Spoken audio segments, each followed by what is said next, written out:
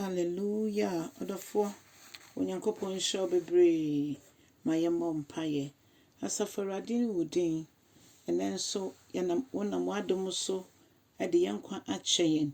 Na rade wabo ye ho ban so kwatwetwe ya efi. Osefo gine to nyinemu. Na wama abofo awen ye ma de pa chene a. Yentimi mfa waseda eni de biara da. Eno nti yesi yeda wase. Ekoso ede wasema ebesua so ba wenim se. Ma asam no nkasa nkyerɛ yɛn asam no yɛ ho nsɛnkyerɛnne wɔ Yesu Kristo dim ne abɔ mpae. Amen and amen. Ɔdɔfoɔ mema wakɔ aba ɛde ba uti asɛsɛn dwumadie yi so. Ni afa akenkan nsɛm afi Yohane asɛmpa ne ti du 9 ne kyikyerɛ mboduonu mmiɛnsa kosi eduonu enum.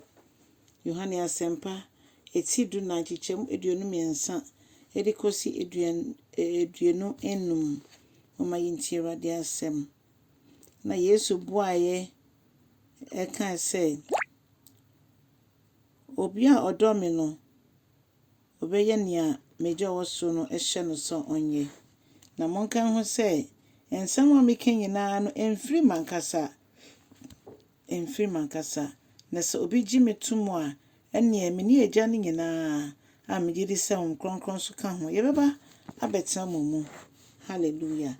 Eno nti ɔdɔfoɔ etwa sɛ ye nyinara anomon bia yetu bia yetu no wonyame mu enibere so efi sɛ ye hu de sɛ nani edi na asɛm which is watching over his word to perform. Hallelujah. Ɔdɔfoɔ nyame asɛm eche Yesu ankasa ka kyerɛ ne suafo a ɔka kyerɛ me num nyinaa nso ɛsɛ me papa ɛbɛdɔ saa nkrɔfo yi a ɔmo de ɔmo ho ama no ni. Na omo eba beye omufie ewo yemu ti agi Kristo Yesu dia. Na afei waka se meka wenum nyina kyerɛ mo wo bere a me ne mo ewo hei. Ɛdeɛ na ɔka kyerɛ mo se bere bi beso a ye ba bɛkye no obi kro ben no ɛka ho ɔmo mu baako ka ho na ebeyi na ama ɔka ne nyina to hɔ ansa na ebe mu. Nti Yesu de onim ewieye no efiri mfiti ase. Onim bebi ode ye nyina ekọ. Se the Bible kan so no onim adwene kro adwene ye ho. Eye papa adwene nye bone adwene.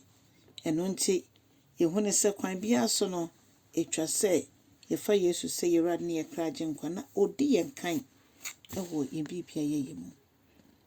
Na ose nea onnome ne ene nea oni ma hyede so. Na kai se mensem enye me amedia na emom megya owo soro no ena ode dum me. Hallelujah. Na afei ose me ka kyerɛ mo se sesei de me ka wenum akyerɛ mo sesei a me ne mo eda so wo hoi. Na saa nneɛma yi ena mo nso so me kyerɛ mo yi mo nso so mo de kaka mo ho ewo nea me Kristo Yesu mefem no. Odofo Yesu Kristo ba asase so a Onyankopon na esoma no na ogya na hini nyina wo soro na osane ba wiase mu behu amanne ebefa yawo mu ni nyina ne se obehwehwe me ne wo na wagye. Ti saa bre ya yafa no se Awurade ne kraje nkwan na ye hwe kwan se na asɛm bia ode be ma ye bia no ye bedi asɛm no so. Ye be ma nkwankwan kasa ma ya hoɔde ne etimi de edi so. Na afoforo nso so aba behu Kristo Yesu. Ye mpa iboni se Awurade dombo mo ban n'echi no mu nyina entimi mra eban no mu. Na se de wosifa dɔ wo ma no yakoso atena se nkonimdie mu ade ahye Yesu Kristo odin konkre ne onyam. Ye da wase bebre se wo ye nyame a wodwene wo ma ho. Na Yesu ene dom no ekasa no na sem ne se me papa ebedo nea odo me na ye nyina ebebom na yaba abetena mu ana yaba abetena mu na wehu se dia Onyankopon ne tumi etie. Odofo Yesu Kristo waka ne ye na ode akyerɛ yen. Ode nkwa ene owuo ene esi yenim. So obefa nkwa da nkwa so ewo mu. Ede ahye Kristo Yesu di enyam. Onyankopɔn ondom mboa me ne wo nyinaa na ɔntrɛ yɛ ahyia mu.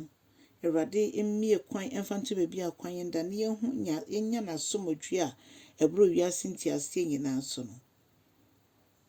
Awurade mboa yɛn na se na masafo no mu kwan yɛmfa Yesu Kristo si Awurade ne yɛkra agye nkwa. Awurade mboa yɛn ntim nyɛ na saa ama ɔbaa yɛ mu biara anyɛ ɔyeraba.